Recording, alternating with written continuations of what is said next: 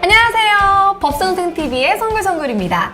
오늘도 저와 함께 이야기 나누실 법률사무소 율쌤의 김도윤 변호사님 나오셨습니다. 안녕하세요. 네, 안녕하세요. 김도윤 변호사입니다. 네. 오늘은 저희 법선생TV 앞으로 사연이 하나 왔어요. 그래서 이 사연 듣고 이야기 나눠보도록 하겠습니다. 안녕하세요. 저는 현재 성인이 된 아들과 딸을 두고 있는 60대입니다. 부끄러운 얘기인데요. 저에게는 아들과 관련해서 고민이 있습니다. 저희가 젊을 때는 넉넉하지 않아서 아이들과 함께 하지 못하고 맞벌이를 하면서 일을 하였는데 그 덕분에 지금 서울에 집 한 채 가지고 살 수 있게 됐지만 첫째 아들과 관계가 너무 나빠져 버렸습니다. 첫째 아들은 사업을 한다면서 수시로 저희에게 돈을 요구해서 받아가고 형편이 되지 않아서 돈을 주지 못하면 집에 찾아와서 욕설을 하거나 다시는 본인과 손자를 얼굴을 볼 생각하지 말라면서 으름장을 놓기도 합니다.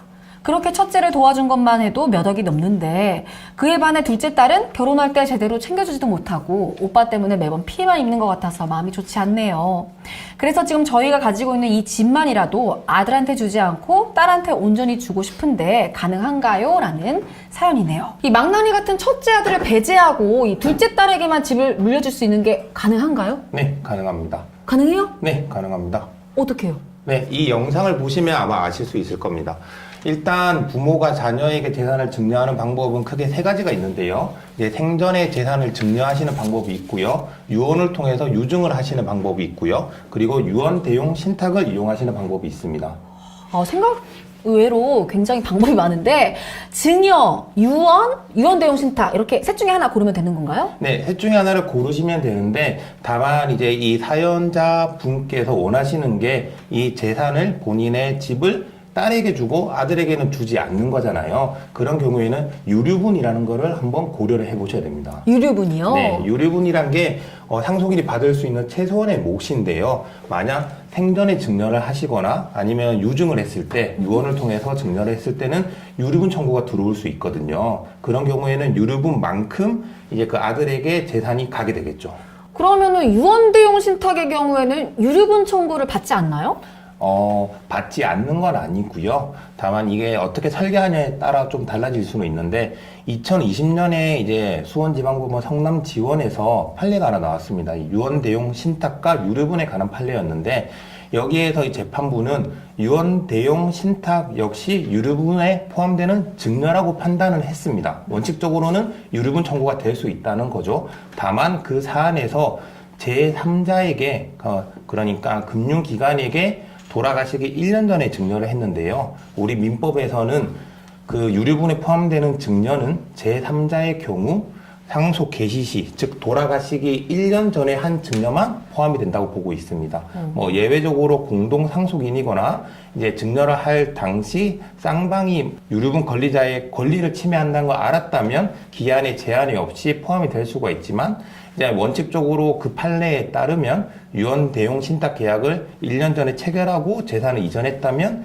그 유류분에 포함이 되지 않는다는 거죠. 이런 판례에 따라서 어떻게 설계를 하느냐에 따라 그 유언 대용 신탁 계약이 유류분에 포함이 되지 않을 수 있는 거죠. 그러니까 정리를 하자면 이 부모가 자녀에게 재산을 주는 방법에는 증여, 유언 대용 신탁 등이 있는데 증여나 유언의 경우에는 유류분을 반환해야 하니까 온전히 재산을 물려줄 수 없고 유언 대용 신탁의 경우에는 유류분 반환을 피할 수 있다 이런 뜻인 거죠? 네, 이제 설계하기에 따라 그렇게 될 수가 있고요.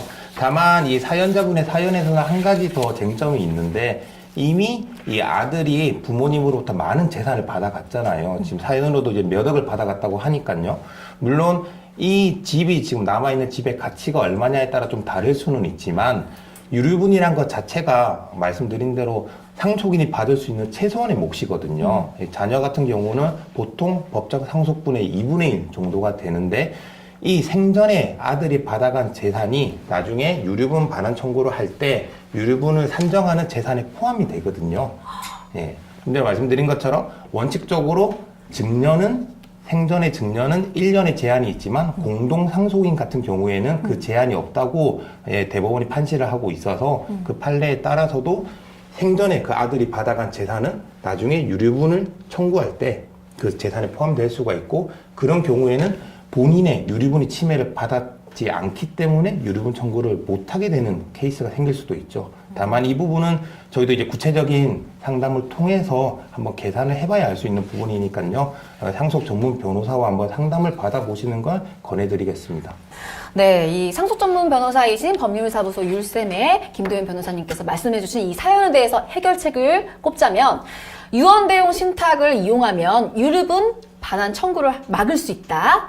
그리고 첫째 아들이 받아간 돈이 있으니까 이 부분도 고려를 해야 한다. 네. 그리고 정확한 문제 해결은 당연히 변호사의 상담을 받는 것이 좋다. 이렇게 요약할 수 있겠네요. 네네. 네. 내 재산을 내 맘대로 내 뜻대로 유언대용 신탁과 유류분에 대해서 오늘은 알아봤는데요. 항상 여러분과 함께하는 법선생TV 여러분 구독과 좋아요 누르셨죠? 법에 대해서 궁금증이 생기면 불러주세요. 어떻게요? 법선생! 다음에 만나요.